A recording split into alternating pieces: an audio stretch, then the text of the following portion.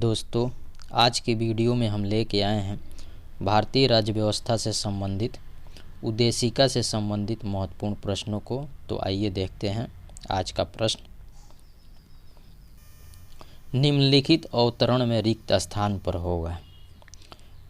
तो ये संविधान की प्रस्तावना है जिसको उद्देशिका भी कहा जाता है। हम भारत के लोग भारत को एक संपूर्ण प्रभुत्व संपन्न समाजवादी पंथनिरपेक्ष लोकतंत्रात्मक गणराज्य बनाने के लिए तथा उसके समस्त नागरिकों को सामाजिक, आर्थिक और राजनैतिक न्याय, विचार, अभिव्यक्ति, विश्वास, धर्म और उपासना की स्वतंत्रता, प्रतिष्ठा और अवसर की समता प्राप्त कराने के लिए तथा उन सब में व्यक्ति की गरिमा और राष्ट्र की एकता और अखंडता सुनिश्चित करने वाली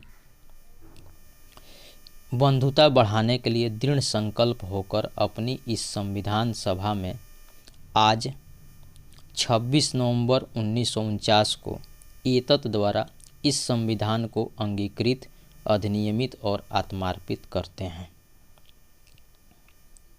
एक बार और पढ़ लेते हैं संविधान की उद्देशिका या प्रस्तावना।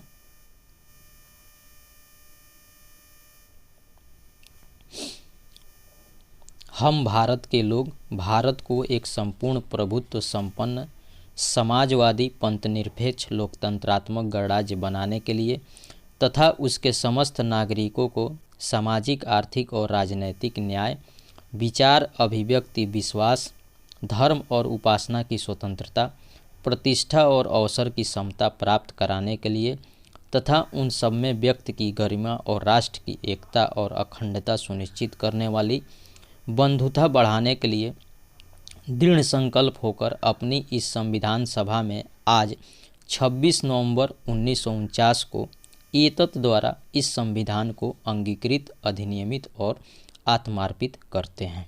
ये है हमारी संविधान की उद्देशिका या प्रस्तावना। तो यहाँ जो डैश डैश दिया हुआ है वहाँ हो जाएगा 26 नवंबर 1949 को एतत् द्वारा इस संविधान को अंगीकृत, अधिनियमित और आत्मार्पित करते हैं। अगला प्रश्न,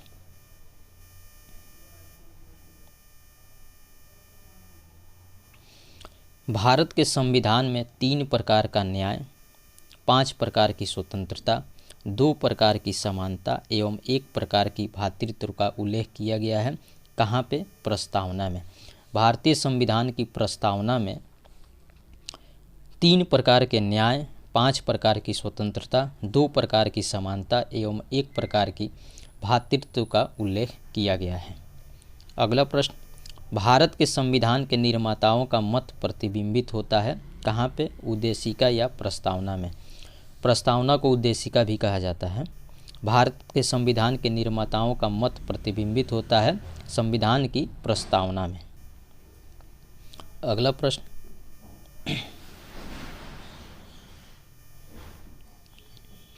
भारतीय गणतंत्र की 26/1/1950 को सही संवैधानिक वस्तु स्थिति जब संविधान लागू किया गया था, संपूर्ण प्रभुत्व संपन्न लोकतंत्रात्मक गणराज्य था। भारतीय गणतंत्र की 26/1/1950 को सही संवैधानिक वस्तु स्थिति जब संविधान लागू किया गया था तो संपूर्ण प्रभुत्व संपन्न लोकतंत्रात्मक गणराज्य था। संविधान में हमारे राष्ट्र का उल्लेख किया गया है भारत तथा इंडिया के नाम से। संविधान में हमारे राष्ट्र का उल्लेख भारत तथा इंडिया के नाम से किया गया है। भारतीय संविधान की प्रस्तावना के संबंध में शब्दों का सही क्रम है। तो सबसे पहले संपूर्ण प्रभुत्व संपन्न समाजवादी पंथ निरपेक्ष लोकतंत्रात्मक गणराज्य। भारतीय संविधान की प्रस्तावना के संबंध में शब्दों का सही क्रम है संपूर्ण प्रभुत्व संपन्न समाजवादी पंथ निरपेक्ष लोकतंत्रात्मक गणराज्य। अगला प्रश्न, 42वें संवैधानिक संशोधन द्वारा प्रस्तावना में जोड़े गए शब्द हैं। तो 42वें संवैधानिक संशोधन द्वारा प्रस्तावना में 3 शब्द जोड़े गए, वो हैं समाजवादी, पंथ निरपेक्ष और अखंडता। 42वें संवैधानिक संशोधन द्वारा प्रस्तावना में समाजवादी, पंथ निरपेक्ष और अखंडता शब्द जोड़े गए। भारत को धर्मनिरपेक्ष राज्य वर्णित करता है कौन? संविधान की प्रस्तावना। संविधान की प्रस्तावना भारत को धर्मनिरपेक्ष राज्य वर्णित करता है। बंधुत्व, संप्रभु, समानता, अखंडता में से वह शब्द जो 1975 में भारतीय संविधान की प्रस्तावना में सम्मिलित नहीं था वो था अखंडता। बंधुत्व, संप्रभु, समानता, अखंडता में से वह शब्द जो 1975 में भारतीय संविधान की प्रस्तावना में शामिल नहीं था वो था अखंडता। अगला प्रश्न, भारतीय संविधान की प्रस्तावना में भारत को घोषित किया गया है एक सार्वभौम, समाजवादी, पंथनिरपेक्ष, प्रजातांत्रिक गणतंत्र। भारतीय संविधान की प्रस्तावना में भारत को घोषित किया गया है एक सार्वभौम, समाजवादी, पंथनिरपेक्ष, प्रजातांत्रिक गणतंत्र। संविधान की उद्देशिका के संबंध में सही है। पंडित नेहरू द्वारा प्रस्तुत ऑब्जेक्टिव प्रस्ताव अंततोगत्वा उद्देशिका बना। नेक्स्ट, इसकी प्रकृति न्याय योग्य नहीं है। अगला, संविधान के विशिष्ट प्रावधानों को यह रद्द नहीं कर सकता, इसका संशोधन किया जा सकता है। संविधान की उद्देशिका के संबंध में सही है तो पहला है पंडित नेहरू द्वारा प्रस्तुत ऑब्जेक्टिव प्रस्ताव अंततोगत्वा उद्देश्य बना।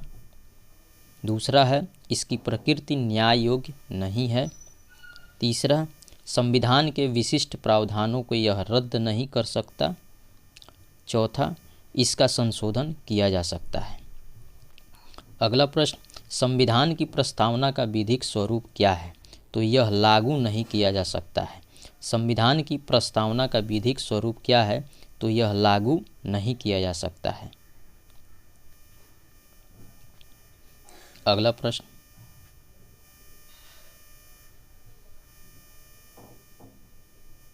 भारतीय संविधान की उद्देशिका में संशोधन किया गया था कब? तो 42वें संविधान संशोधन द्वारा। भारतीय संविधान की उद्देशिका या प्रस्तावना में संशोधन किया गया था 42वें संविधान संशोधन द्वारा। वह शब्द जो 26 नवंबर 1949 को अंगीकृत भारतीय संविधान की प्रस्तावना में सम्मिलित नहीं थे तो वो था समाजवादी, पंथनिरपेक्ष तथा अखंडता। वह शब्द जो 26 नवंबर 1949 को अंगीकृत भारतीय संविधान की प्रस्तावना में शामिल नहीं थे तो वो शब्द थे समाजवादी, पंथनिरपेक्ष तथा अखंडता। जब संविधान हमारा 26 नवंबर 1949 को अंगीकृत हुआ उस समय संविधान की प्रस्तावना में समाजवादी, पंथनिरपेक्ष तथा अखंडता शब्द शामिल नहीं थे। अगला प्रश्न,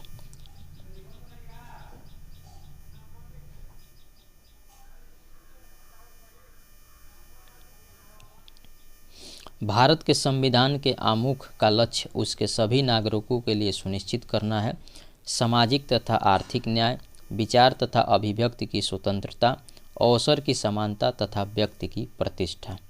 भारत के संविधान के आमुख का लक्ष्य उसके सभी नागरिकों के लिए सुनिश्चित करना है सामाजिक तथा आर्थिक न्याय, विचार तथा अभिव्यक्ति की स्वतंत्रता, अवसर की समानता तथा व्यक्ति की प्रतिष्ठा। अगला प्रश्न कथन और कारण से संबंधित है। कथन ए है कि भारत एक संपूर्ण प्रभुत्व संपन्न समाजवादी, पंथनिरपेक्ष, लोकतंत्रात्मक गणराज्य है। कारण है इसे 42वें संविधान संशोधन 1976 द्वारा संपूर्ण प्रभुत्व संपन्न लोकतंत्रात्मक गणराज्य के स्थान पर प्रतिस्थापित किया। तो ए और आर दोनों सही है, यानी कथन और कारण सही है, और आर ए की सही व्याख्या है, यानी कारण कथन की सही व्याख्या करता है। कथन है कि भारत एक संपूर्ण प्रभुत्व संपन्न समाजवादी, पंथनिरपेक्ष, लोकतंत्रात्मक गणराज्य है, सही है। इसे 42वें संविधान संशोधन 1976 द्वारा संपूर्ण प्रभुत्व संपन्न लोकतंत्रात्मक गणराज्य के स्थान पर प्रतिस्थापित किया गया। तो कथन और कारण सही है और कारण कथन की सही व्याख्या करता है। भारत एक गणतंत्र है, इसका अर्थ क्या है? तो भारत में वंशानुगत शासन नहीं है। भारत एक गणतंत्र है, इसका अर्थ है कि भारत में वंशानुगत शासन नहीं है। अगला प्रश्न, भारत में लौकिक सार्वभौमिकता है क्योंकि संविधान की प्रस्तावना आरंभ होती है हम भारत के लोग शब्दों से। भारत में लौकिक सार्वभौमिकता है क्योंकि संविधान की प्रस्तावना हम भारत के लोग शब्दों से प्रारंभ होती है। अगला प्रश्न,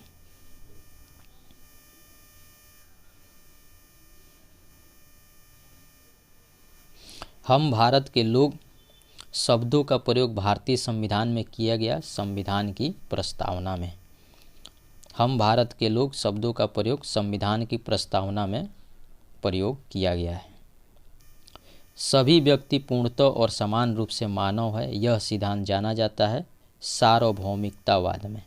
सभी व्यक्ति पूर्णतः और समान रूप से मानव है, यह सिद्धांत सार्वभौमिकतावाद में जाना जाता है।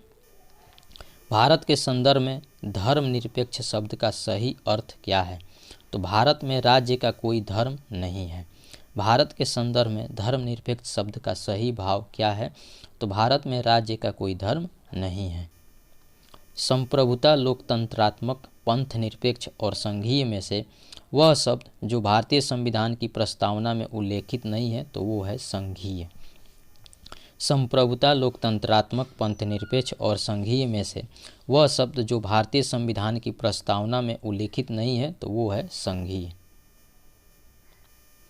अगला प्रश्न, समाजवादी, पंथ निरपेक्ष, प्रभुता संपन्न और लोक कल्याण में से भारत के संविधान की उद्देशिका में नहीं है तो वो है लोक कल्याण।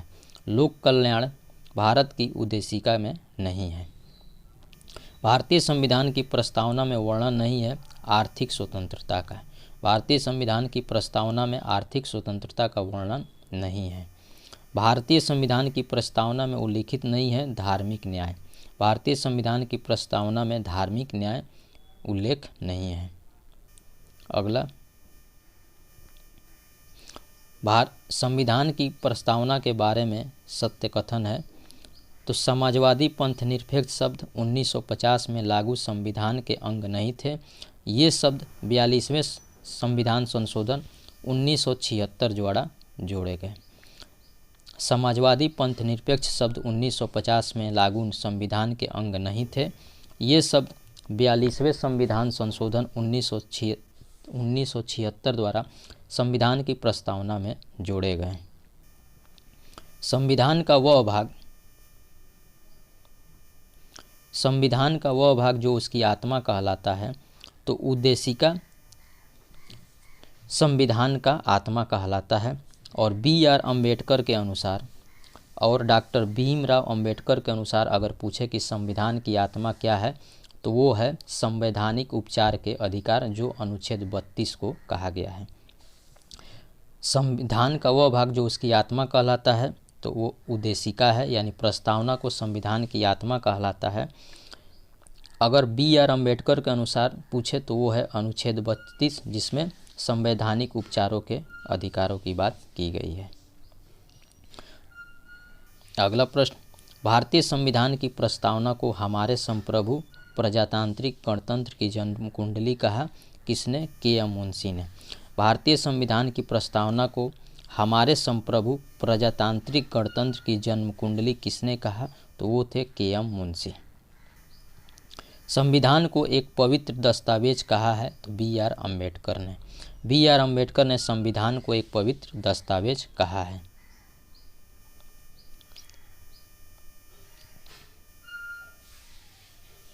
बेरूबारी, सज्जन सिंह, गोलकनाथ और केशवानंद भारतीवादों में से किस वाद के निर्णय में सर्वोच्च न्यायालय ने सर्वप्रथम घोषित किया कि उद्देशिका संविधान का हिस्सा नहीं है? तो वो है बेरूबारीवाद में।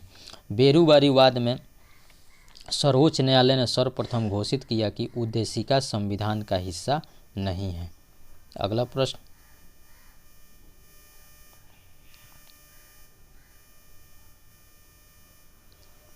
उच्चतम न्यायालय ने धारणा प्रस्तुत की कि उद्देशिका संविधान का भाग है तो बोम्मई बनाम यूनियन ऑफ इंडिया वाद में। उच्चतम न्यायालय ने धारणा प्रस्तुत की कि उद्देशिका संविधान का भाग है बोम्मई बनाम यूनियन ऑफ इंडिया वाद में। सर्वोच्च न्यायालय ने प्रस्तावना को भारतीय संविधान की मौलिक संरचना का भाग स्वीकार किया केशवानंद भारती विवाद में। सर्वोच्च न्यायालय ने प्रस्तावना को भारतीय संविधान की मौलिक संरचना का भाग स्वीकार किया। केशवानंद भारती विवाद में। अगला प्रश्न, भारत के संविधान के उद्देश्यों में से एक के रूप में आर्थिक न्याय का उपबंध किया गया है। उद्देशिका और राज्य के नीति निर्देशक तत्वों में। भारत के संविधान के उद्देश्यों में से एक के रूप में आर्थिक न्याय का उपबंध किया गया है। उद्देशिका और राज्य के नीति निर्देशक तत्वों में। भारतीय संविधान की प्रस्तावना में जिन आदर्शों एवं उद्देश्यों की रूपरेखा दी गई है उनकी व्याख्या की गई है। मूल अधिकारों, राज्य के नीति निर्देशक सिद्धांतों एवं मौलिक कर्तव्यों के अध्याय में। अगला प्रश्न, भारतीय संविधान के उद्देश्यों को प्रतिबिंबित करता है संविधान की प्रस्तावना।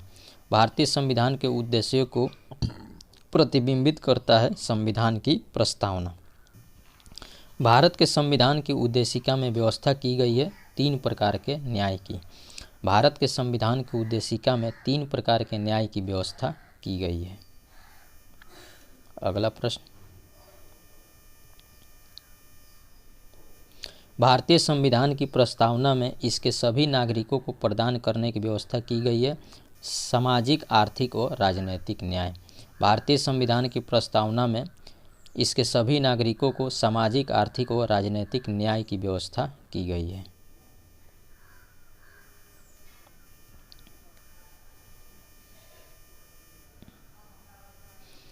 भारत के संविधान की उद्देशिका संविधान का भाग है किंतु उसके अन्य भागों से स्वतंत्र होकर उसका कोई विधिक प्रभाव नहीं है।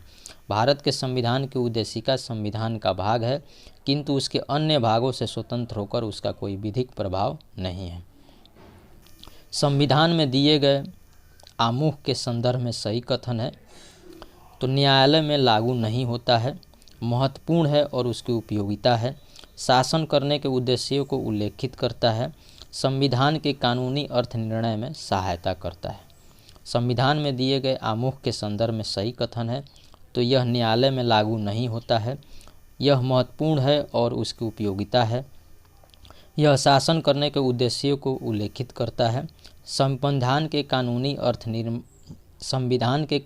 अर्थ निर्णय में सहायता करता है। इस वीडियो का आखिरी प्रश्न है, सही कथन है, सामाजिक समानता संविधान में प्रत्याभूत है। सामाजिक समानता संविधान में प्रत्याभूत है। तो ये था हमारा आज का वीडियो कैसा लगा आप हमारे कमेंट बॉक्स में ज़रूर बताइएगा। वीडियो को लाइक करें, शेयर करें और हमारे चैनल को सब्सक्राइब करें। जय हिंद, नमस्कार।